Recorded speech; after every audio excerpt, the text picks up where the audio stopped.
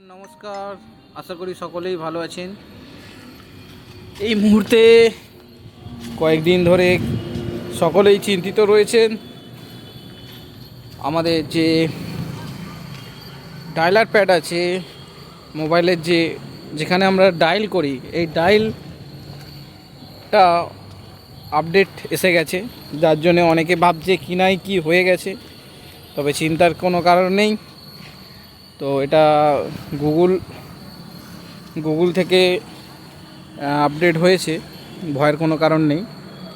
তো এটা যদি মনে করেন যে না, এটা আমি রাখবো না, পুরনো ভার্সানে চলে যাব, তাহলে আপনাকে ফুল ভিডিওটা দেখতে হবে কিভাবে কি হচ্ছে।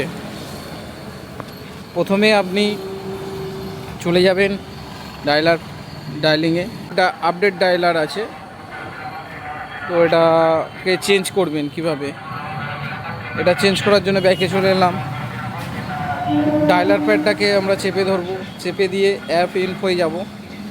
অ্যাপ ইনফো যাওয়ার পরে এখানে একটা থ্রি ডট আছে, এই থ্রি ডটে ক্লিক করব।